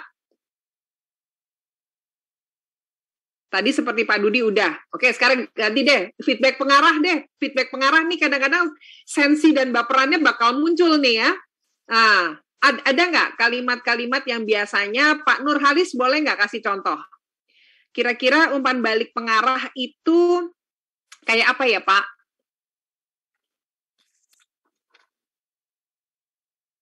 Kalau untuk umpan balik biasanya sih kalau untuk di marketing saya ngomong pencapaiannya udah cukup bagus Pak. Tapi kalau lebih bagus lagi kalau tambah nambah orangnya, SDM-nya ditambah lagi, akan jauh lebih bagus lagi jualannya. Pasti akan growth. Oke, gitu ya Pak ya. Nah, umpan balik pengarah ini mereka kira-kira jelas nggak Pak apa yang akan disampaikan? Ya, dengan Ya, memberikan jelas data ya. marketnya ya. Ya, nah inilah Bapak Ibu, saya senang sekali. Terima kasih ya Pak Nurhalis ya, bahwa umpan balik pengarah itu nggak cuman kita memberikan feedback tentang hal yang harus ditingkatkan, tapi kita juga bantu mereka, gitu ya. Jadi banyak sekali leader yang kelewatan tuh artinya kelewatan tuh bukan hal yang jelek, maksudnya tidak biasa, gitu ya, tidak biasa untuk melakukan hal-hal ini. Kalau kita mau, saya cuma mengingatkan saja kepada Bapak Ibu, kalau kita memberikan umpan balik penguat ya, hal yang positif nih ya, saat one on one bisa atau di depan teman-temannya. Oke, ya. Kemudian kapan? Segera atau saat briefing atau meeting bersama. Gimana caranya? Nah, kembali lagi niat kita dipertaruhkan nih ya, yang sudah bagus ya, yang mesti dipertahankan mana, yang sudah bagus mana. Akan jauh lebih baik dipisah feedback penguat dengan pengarah. Kenapa? Agar mereka lebih clear. Dan kita juga lebih clear menyampaikannya. Sebaliknya, yang umpan balik pengarah, please jangan di depan orang banyak. Kemudian dilakukan tempat yang one on one beneran berdua, gitu ya. Dan jangan lama-lama sampai kelewat. Jadi kalau misalnya ada sebuah case, ada sebuah masalah, jangan lama-lama ditundanya. Saat ini juga kalau bisa atau di hari yang sama. Gitu ya. Baik. Nah, sekarang nomor 3 ini saya mau bicara tentang bagaimana ya. Gimana sih caranya kita menyampaikan umpan balik pengarah atau kita ingin mengklarifikasi sesuatu perbedaan pendapat ya. Namun kan kita berani bicara, tapi perlu adanya timbang rasa nih. Gimana kita menyampaikan, membuka conversation, dan juga membuat ruang atau memberikan ruang bagi orang lain untuk bicara. Oke, jadi ada 2 ya. Kita ngajak bicara dan memberikan ruang bagi orang lain untuk bicara. Ya, selalu ada 2 ini. Nah, sekarang saya kasih rumusnya dulu ya sebentar ya. Pada saat Bapak Ibu memiliki perbedaan pendapat dan kemudian terlihat bahwa ada sikap-sikap yang dimiliki, sikap emosi maksudnya, emosi yang tinggi di lawan bicara kita ya, dan kemudian risikonya tinggi yang seperti tadi 3 ini. Biasanya kalau orang Indonesia cenderungnya ke sikap diam atau sikap keras ya kalau orang Indonesia? Diam apa keras? Diam. Kalau di MCF atau MAF apa? Diam atau keras? Kombinasi. Banyak mana nih kalau di MCF? Banyak diam atau banyak keras?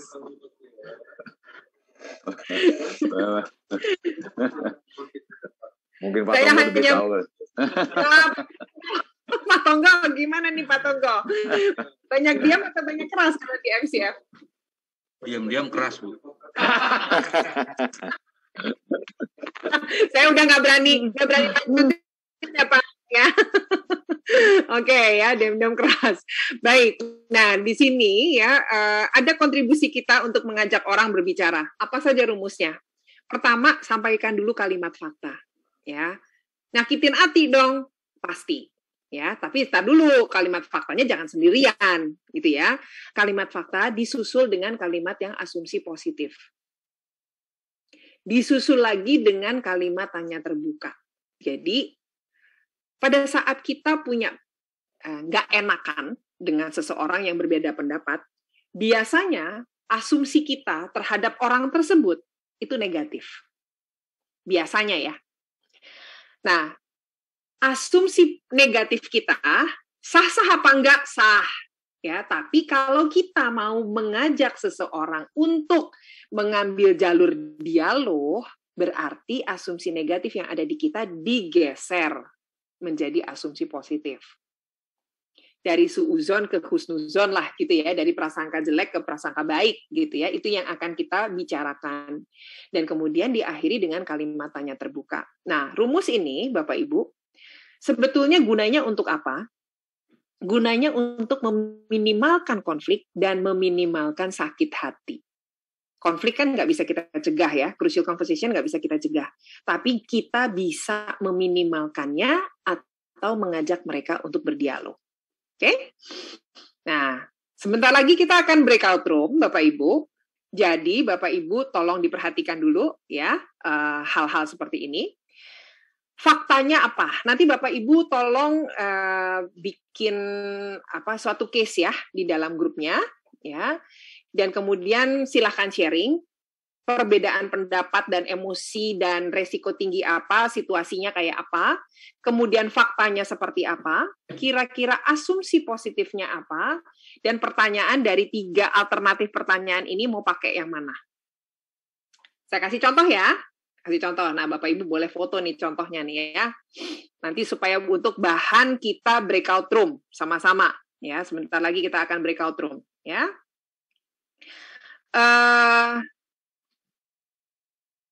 Jadi leader misalnya situasinya ya.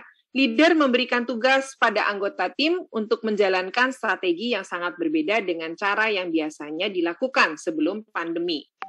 Satu orang anggota tim tetap memakai cara yang lama atau gagal move on nih. Kira-kira situasinya kayak gini. Nah, kita mau ngajak bicara nih, karena bolak-balik yang lainnya udah move on, yang satu belum.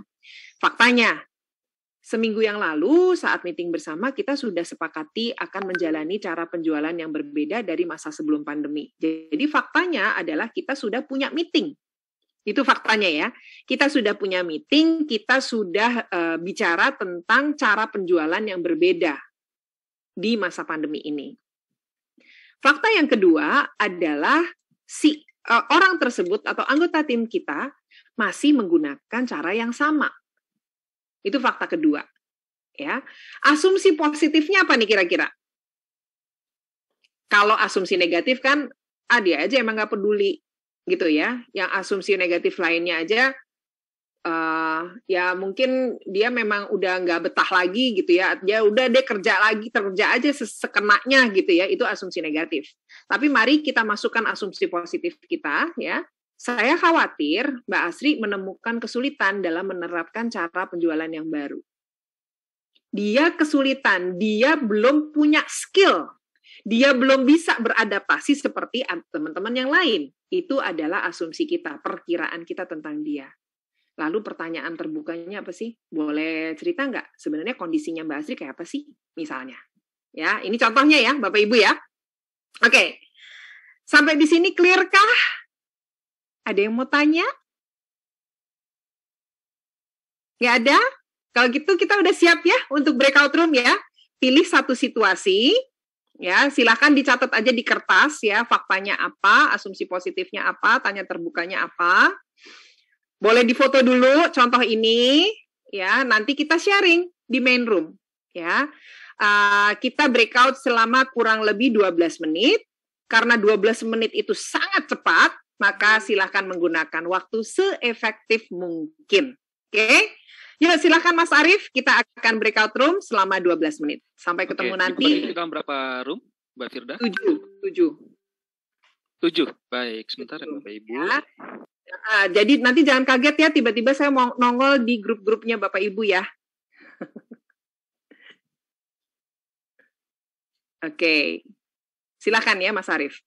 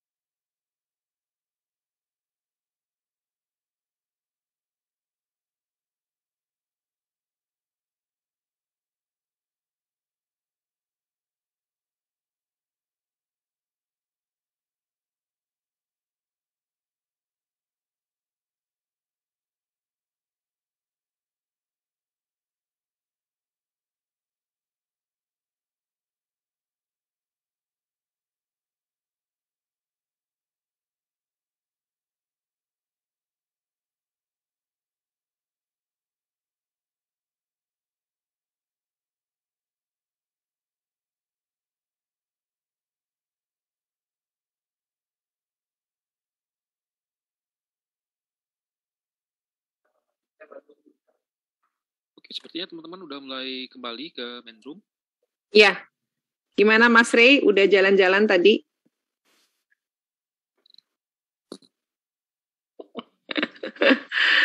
Oke. Iya. Oke, baik. Nah, udah selesai semua semua belum? Oh, belum, baru 19.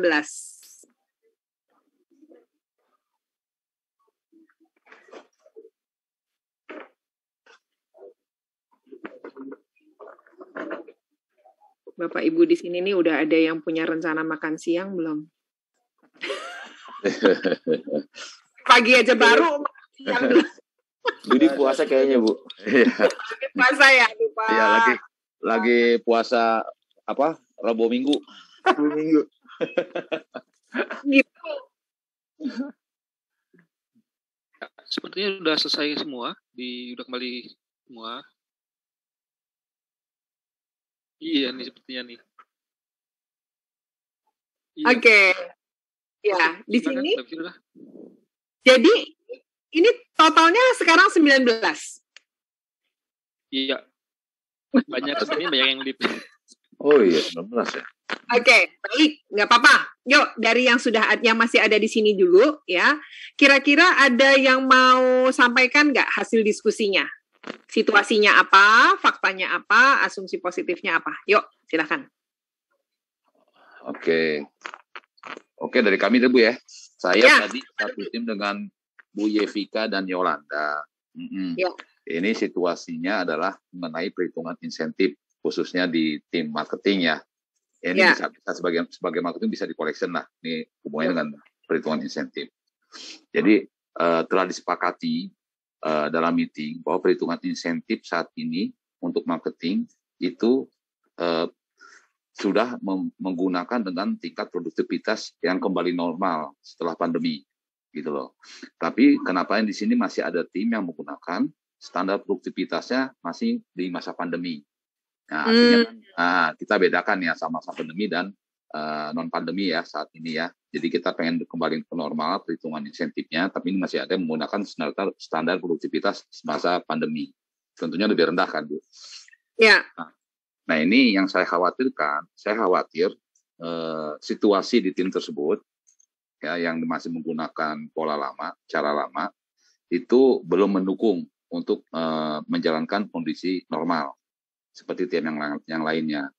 Ada kemungkinan pada saat meeting mungkin tidak diutarakan kondisi sebenarnya atau memang kondisi situasi di wilayah tim tersebut yang memang belum mendukung untuk kembali situasi normal. Itu kekhawatiran saya. Adapun untuk yang ketiga tuh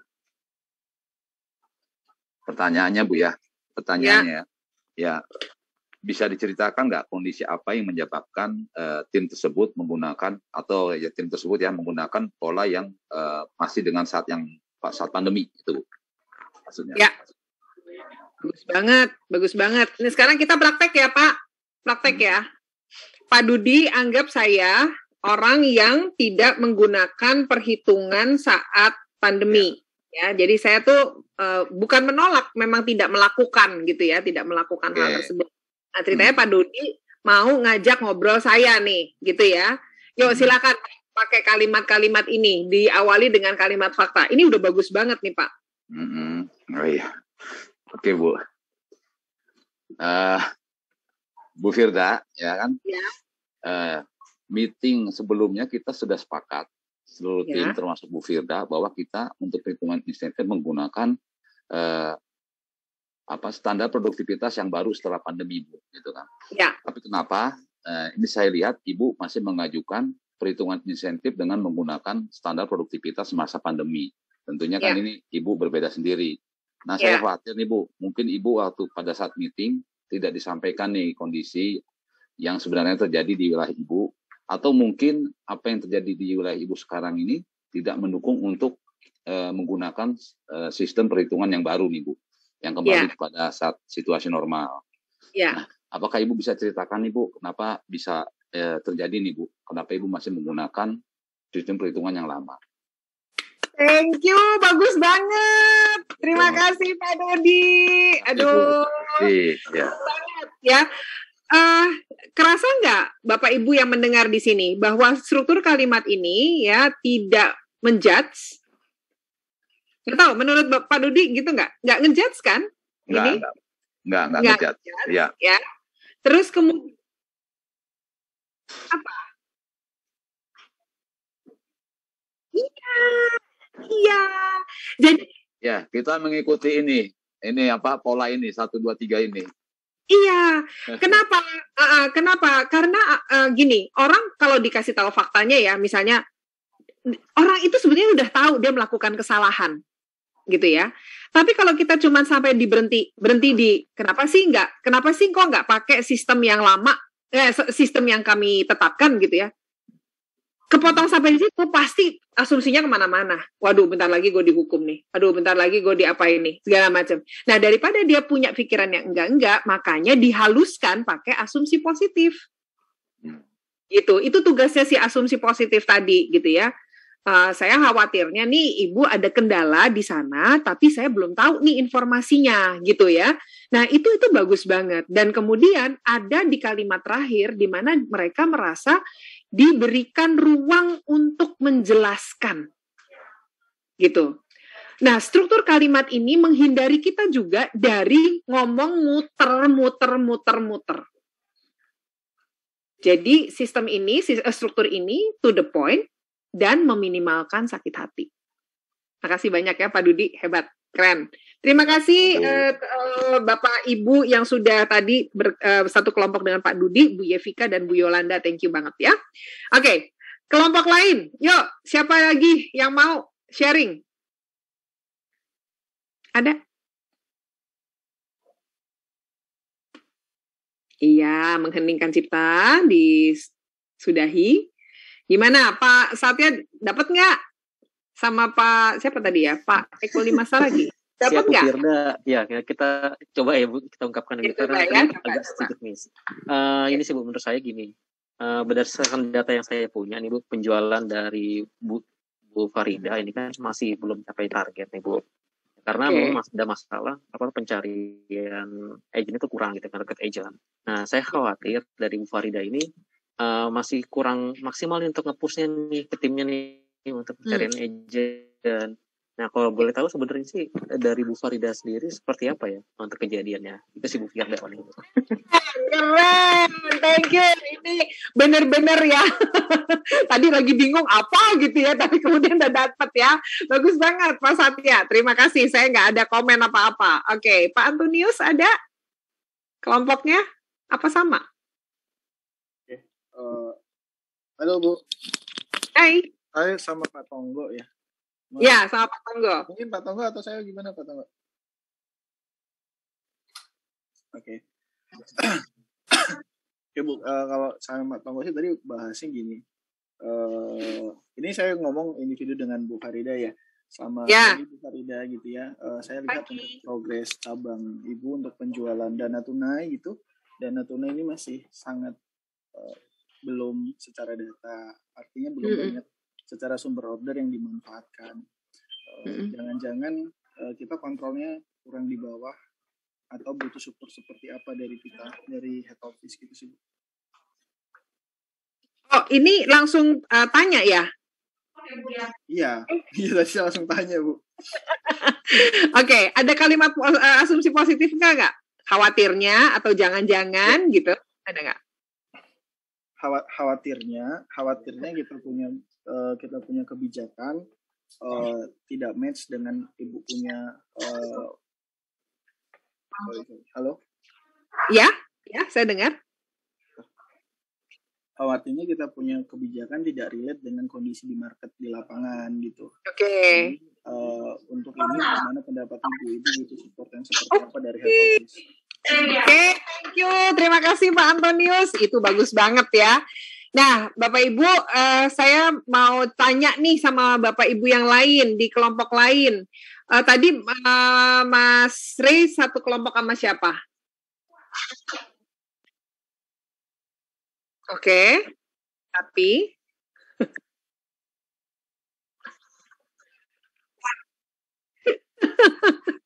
Oke, Mas Ray mau sampaikan nggak latihannya? Apa?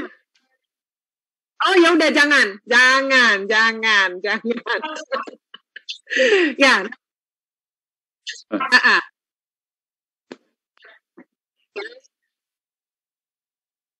Ya, oke, dicontohkan oleh tadi Pak Dudi, kemudian Pak Satya sama Pak Antonius ya tadi ya. Terima kasih banyak ya Bapak-bapak dan semuanya.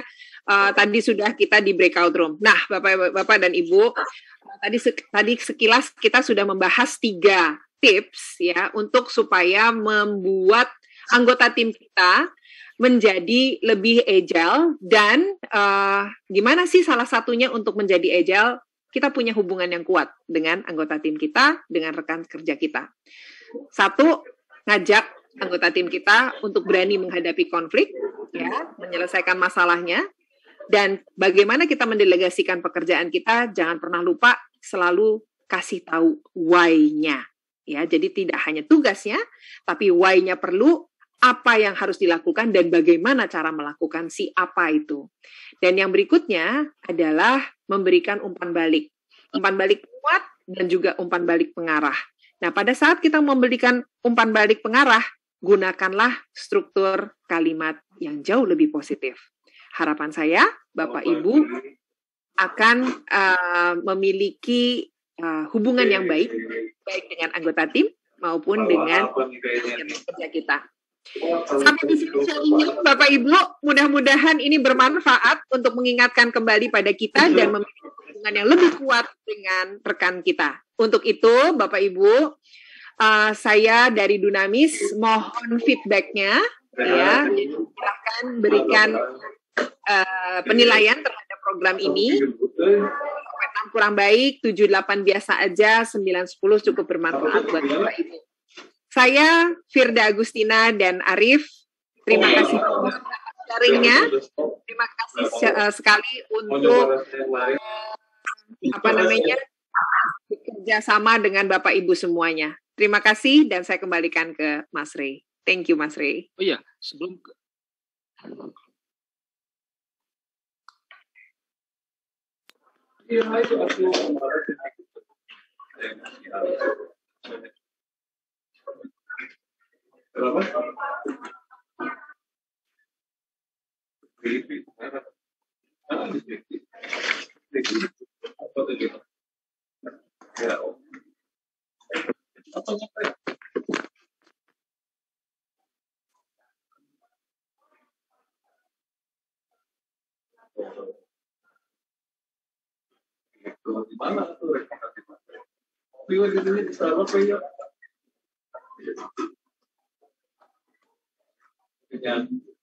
memang agak susah untuk dimakan bagaimana. Tapi juga mau makan apa? Kalau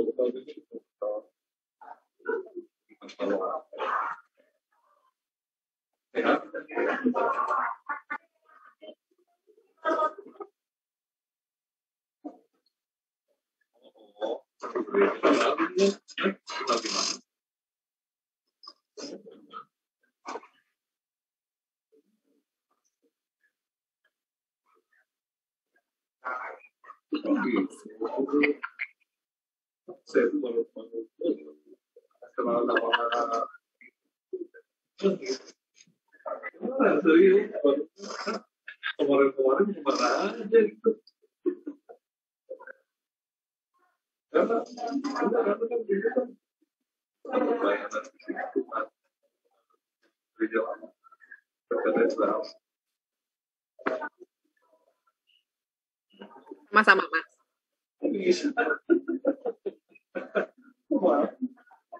Maksudnya dikondisikan ke uang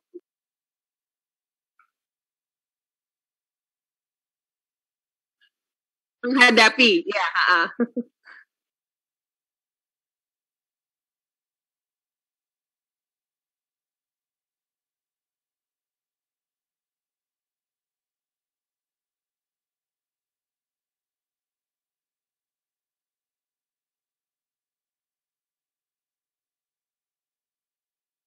Amin. Amin.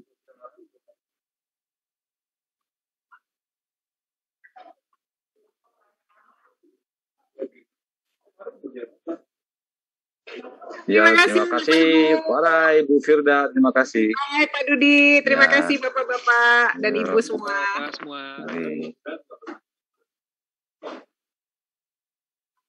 Ya, kalau yang sudah boleh lip ya. Iya Pak. Ya, oke. Oke. Ya, sama-sama Re, makasih ya. Yuk, thank you. Terima kasih Pak Dudi. Yuk, yuk Pak Arif.